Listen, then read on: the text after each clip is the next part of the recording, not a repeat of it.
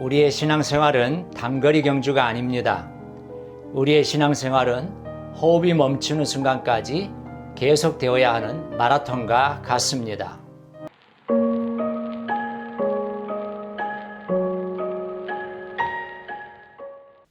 안녕하세요. 닥터 바이블의 박성민 목사입니다. 우리가 하는 모든 일은 시작만큼 끝도 중요합니다. 거듭난 참된 성도가 되는 것도 중요하지만 그 신앙을 끝까지 지키는 것은 더욱 중요합니다. 믿음의 경주에서 인내를 강조하는 이유는 신앙의 경주에서 완주하기가 정말 어렵기 때문입니다. 오늘은 주님께서 두아디라 교회에 주신 말씀입니다. 당시 두아디라는 무역과 수공업 등으로 상당한 번영을 누리고 있었습니다. 특히 이곳에는 중세의 협동조합 형태와 같은 길드와 같은 경제 조직이 잘 발달되어 있었습니다.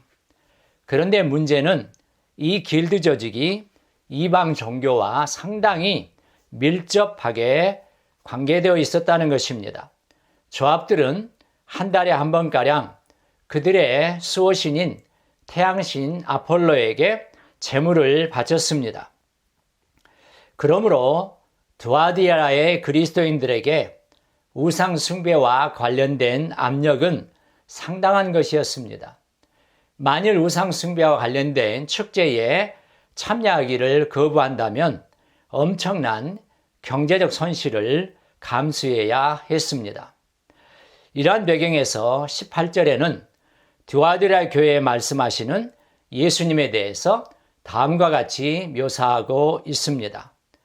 두아디라 교회의 사자에게 편지하라. 그 눈이 불꽃 같고 그 발이 빛난 주석과 같은 하나님의 아들이 이르시되. 여기에서 그 눈이 불꽃 같다라는 것은 예수님을 우주적 심판자로 소개하는 표현이고, 그 발이 빛난 주석 같다는 것은 예수님의 영광스러운 모습을 보여줍니다. 이와 같은 영광스러운 우주적 심판자의 모습을 지닌 예수님께서 두아디라 교회에 무엇을 말씀하려고 하십니까? 우선 19절은 두아디라 교회에 대한 칭찬으로 시작합니다. 내가 내 사업과 사랑과 믿음과 섬김과 인내를 아노니 내 나중 행위가 처음 것보다 많도다. 여기에서 내 사업은 헬라어 원문에 의하면 복수 형태로 너희 행위들이라고 번역되어야 합니다. 그리고 이는 그 다음에 언급되는 네 가지 종류의 행위들, 즉 믿음, 사랑, 섬김, 인내를 표현하고 있습니다. 사랑과 믿음, 그리고 섬김과 인내는 교회 공동체가 가질 수 있는 매우 중요한 덕목들입니다. 특히 내 나중 행위가 처음 것보다 많도다라고 한 것은 처음 사랑을 버렸다는 책망을 받은 에베소 교회의 경우와 대조되는 대목입니다. 그러나 아쉽게도 두아디라 교회에 대한 칭찬은 아주 짧게 끝납니다. 그리고 20절부터는 두아디라에 대한 책망의 말씀이 이어집니다. 그러나 내게 책망할 일이 있노라. 자칭 선지자라 하는 여자 이세벨을 내가 용납함이니 그가 내 종들을 가르쳐 꿰어 행음하게 하고 우상의 제물을 먹게 하는도다. 책망의 내용은 자칭 선지자라 하는 이세벨을 내가 용납함이니라는 구절로 시작됩니다. 이는 두아디라 교회가 거짓 선지자 이세벨을 교회 안에서 받아들였다는 것입니다. 여기서 이세벨이라고 하는 이름은 엘리야 선지자가 활동한 시대의 사악한 왕이었던 아합의 아내인데, 요한계시록에서는 두아디라 교회에 존재하는 어떤 인물을 설명하기 위해서 은유적으로 사용되었습니다. 이세벨이라고 불리는 인물이 누구인지 정확하게 알려지지는 않았지만 분명한 것은 이 인물이 여성이고 상당한 리더십을 가지고 있고 스스로를 선지자라고 칭하며 거짓을 가르친 인물이라 하는 점입니다. 두아디라 교회의 정황에서 이세벨은 교회 안에서 하나님의 백성들을 잘못 가르쳐서 행음과 우상 숭배의 죄에 빠지도록 하였습니다. 그리고 이것을 방치할 경우에 온 교회 공동체가 근간이 뿌리채 흔들릴 수 있기 때문에 예수님께서는 두아디라 교회의 치명적인 약점일 수 있는 이 문제를 지적하신 것입니다. 특별히 22절과 23절에서는 회개하지 않는 이세벨과 그 가르침을 따르는 자들에 대해서 하나님께서 어떻게 심판하실지를 말씀하고 있습니다. 볼지어다 내가 그를 침상에 던질 터이요 또 그와 더불어 간음하는 자들도 만일 그의 행위를 회개하지 아니하면 큰 환난 가운데 던지고 또 내가 사망으로 그의 자녀를 죽이리니.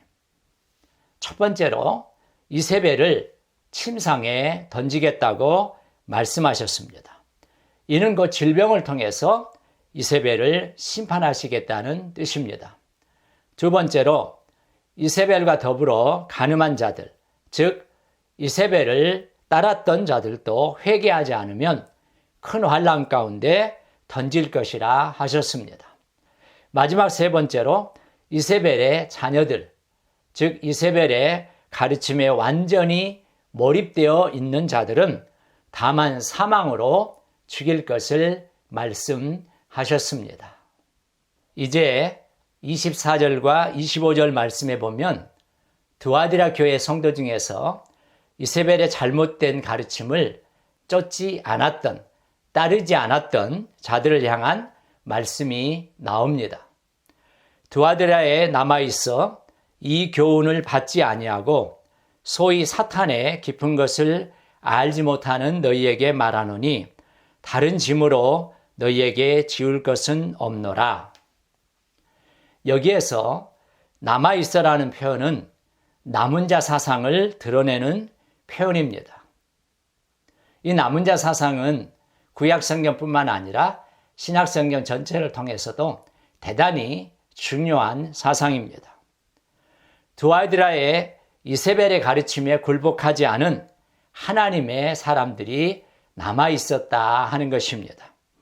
이것은 아합 왕과 이세벨의 시절에 바알의 우상 숭배를 거부했던 엘리야에게 하나님께서 그들에게 무릎을 꿇지 않은 자 7,000명을 남겨 놓으셨다고 말씀하신 것을 생각나게 하는 부분입니다. 이처럼 남은 자들은 소위 사탄의 깊은 것을 알지 못하는 자들입니다. 여기에서 사탄의 깊은 것은 사탄에 적극적으로 집착하고 있는 모습으로 이세벨을 따르는 자들을 표현하고 있습니다. 사탄의 깊은 것을 따르는 자들에게는 심판이 불가피하지만 따르지 않는 자들에게는 예수님은 다른 짐을 지우지 않겠다라고 말씀하고 계십니다. 끝으로 26절과 28절에서는 이기는 자에게 주어지는 종말의 약속을 소개합니다.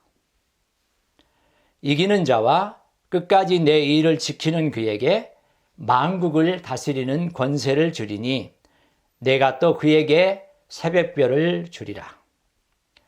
여기서 이기는 자는 끝까지 주님의 일을 지키는 자입니다.